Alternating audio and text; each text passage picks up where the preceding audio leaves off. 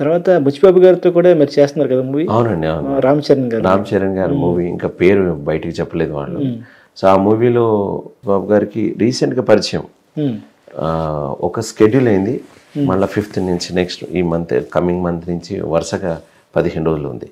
So let's see. Ram Charan గారితో combo ఉందండి.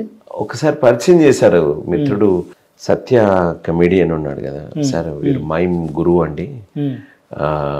నేను even I want to say very important thing, Ram Charan గారిని మామూలుగా అన్ని సినిమాలు మగధీర నుంచి మనం చూస్తున్నాం. And is very hard worker and ప్యాషనేట్గా. రంగస్థలం నాకు ఇష్టమైన సినిమా, చాలా ఇష్టం. రంగస్థలం సినిమా లోపల ఆయన డీటెయిల్గా యాక్ట్ చేసినాడు. అయితే కలుద్దాం అనే ఉద్దేశం మీద నాకుండే. సత్య ఆర్టిస్ట్ ఏమన్నాడంటే, మధుగారు నేను నీకు కల్పిస్తానండి అంటే, ఎప్పుడు కల్పిస్తాం అని ఊరికే గేజ్ చేశాను. ఎందుకు పాపం వాళ్ళు ఏదో బిజీగా ఉంటారు, వాళ్ళ క్యారవాన్లో ఉంటారు, మన పండుగ వచ్చా మనం చేసుకొని వెళ్ళిపోవచ్చు కదా అనేటువంటి ఆలోచన ఉన్నా కానీ సత్య నాకు చాలా దగ్గర. సో నేను అడుగుతుంటే మైసూర్లో జరుగుతుంది. దెన్ చరణ్ బాబు గారు అని పిలిచగానే ఆయన పిల్లవాడు అయిపోయాడండి, రామ్ చరణ్ గారు. ఇలా హంబుల్గా అయిపోయాడు. ఇలా టీవీ ఉన్న వ్యక్తి ఇలా హంబుల్ అయిపోయినాడు. వీరండి మైమ్ గురు, అది is a person, amazing person, చాలా అదండి సాత్వికని అని 2 మాటలు చెప్పినాడు. ఆయనే అవునా అండి, చాలా ఊందాగా విన్నాడు. తర్వాత మనం హైదరాబాద్లో కలుద్దామండి తప్పకుండా, సత్య ప్లీజ్. ఆ మాట ఎంత హంబుల్గా అన్నాడండి, భలే అనిపించింది. So is the gesture very nice and okay మీరా చేస్తారా, అసలు అలా మాట్లాడలే, చాలా డౌన్ టు ఎర్త్గా మాట్లాడినవి ఉంటే అలాంటి సాంగత్యం ఉండాలండి. I enjoy. సో అంత పెద్ద స్టార్ అయ్యి ఉండి మీరు మీ గురించి తెలియగానే రియాక్ట్ అవ్వడం, అంటే విద్య గురించి తెలిసిన వాడు మాత్రమే అలా బిహేవ్ చేస్తారు. అందరు ఎవరు పడితే వాళ్ళు కాదు. సో ఈజ్ మంచి అనిపించింది. ఓకే.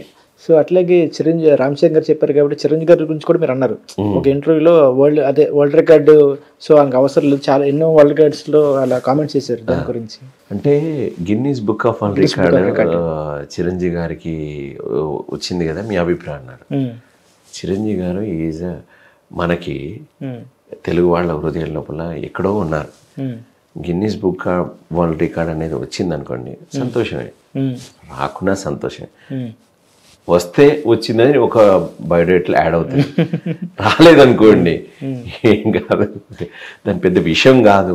అంటే అతన్ని టచ్ చేసేది అవార్డ్స్ గవర్నమెంట్ ఏదో కాదండి, పబ్లిక్ ఇచ్చేసే ఆల్రెడీ, ఎప్పుడో ఇచ్చినాయి. ఆ హృదయాలను గెలుచుకునే స్థాయిలో ఉన్నారు.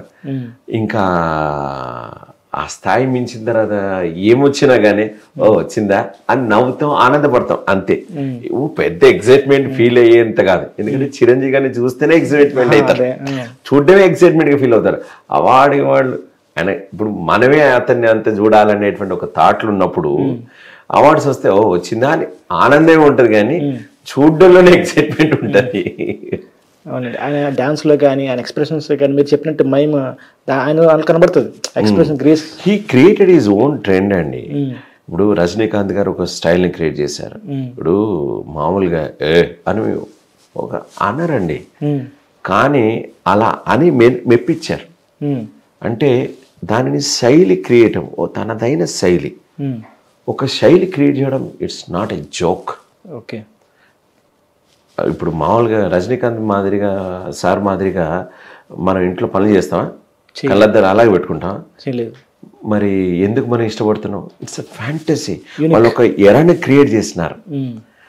అలాగే చిరంజీవి గారు ఒక బాట వేసినారు. సో అందుకే వాళ్ళు లెజెండరీ స్థానంలో నిలిచిపోయినారు. అందుకే ఆ స్థాయికి వెళ్ళడానికి కావాల్సినటువంటి కష్టం ఎంతో ఉంటుంది వెనక. సో కాస్ట్యూమ్ నుంచి, మూమెంట్ నుంచి, ఫ్లెక్సిబిలిటీ, ఎన్ని చెప్పినా తక్కువే. ప్రతి విషయంలో వాళ్ళు జాగ్రత్త పడితే కానీ ఆ శైలిని మెయింటైన్ చేయలేరు. సో దట్ ఈజ్ గ్రేట్నెస్ అండి. ఓకే. తర్వాత ఇప్పుడు మీరు ఇందాక చెప్పారు ఫౌజీలు కూడా చేస్తున్నాను. సో ఫౌజీలో క్యారెక్టర్ ఎలా ఉండిపోతుంది? అది నాకు తెలియదు.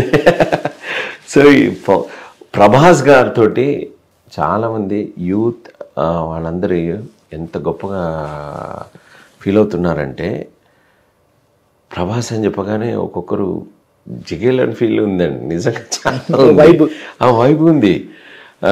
నేను ప్రభాస్ గారు చేస్తున్నటువంటి సినిమాలో ఒక రోల్ వచ్చిందని చెప్పగానే నా వ్యూవర్షిప్ ఏదో మామూలుగా ఇన్స్టాగ్రామ్ ఏదో చాలా పెరిగిపోయింది. ఓకే, అంటే ఎంత ఇష్టంగా నన్ను చేసుకున్నానంటే అంటే సో పాయింట్ ఏంటంటే, ఒక మంచి ఆర్టిస్ట్ని మన తెలుగు ప్రేక్షకులు ఎంత గొప్పగా ఆదరిస్తున్నారని చెప్పడానికి ఈ ఫ్యాన్స్ని మనం చూసుకుంటే మనం తెలుసుకోవచ్చు. అది ఎన్టీఆర్ ఫ్యాన్స్ కావచ్చు, రామ్ చరణ్ ఫ్యాన్స్ కావచ్చు, ఇటు ప్రభాస్ గారి ఫ్యాన్స్ కావచ్చు. సో ఇది ఒక ప్రత్యేకమైన లోకం అండి, స్టార్స్ మధ్యలో సినిమాలు చేయడం అంటే. నాకు ఎక్సైట్మెంట్గా ఉంది, చాలా ఆనందంగా ఉంది. సో అనురావుపూడి గారి సినిమా లోపల ప్రభాస్ గారితో కాంబినేషన్స్ ఇంకా సీన్స్ పడి అన్ని వచ్చాక నేను మళ్ళీ ఇంటర్వ్యూకి వచ్చినప్పుడు చెప్తాను. అప్పటిదాకా నేను ఏం చెప్పలేదు. So but I enjoy. చాలా గొప్ప మూవీ అవుతుంది అండ్ డెఫినెట్లీగా హిస్టరీని సృష్టిస్తుంది అండ్ చాలా కాలం ఆడుతుంది ఆ సినిమా, నిలిచిపోతుంది.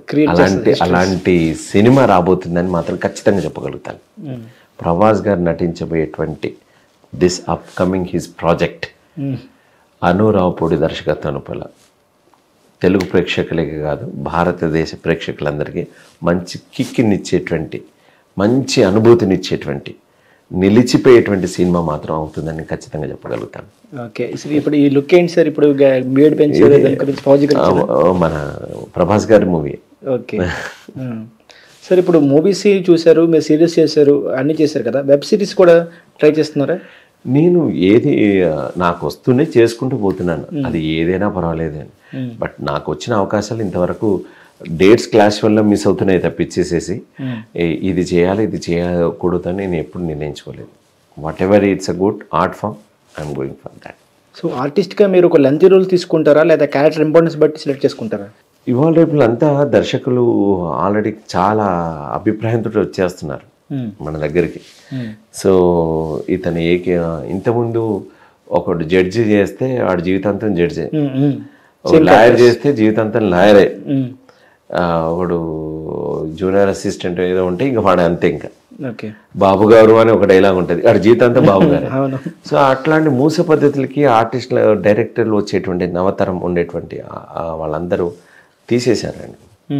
సో వాళ్ళు వస్తున్నప్పుడు ఇతని లోపల ఇక్కడ ఉంది, పలానా డైరెక్టర్ అతన్ని ఉపయోగించుకోలే, నేను ఉపయోగించుకుంటాను అనేటువంటి కోణంలో వస్తున్నటువంటి దర్శకులు సంఖ్య పెరిగింది.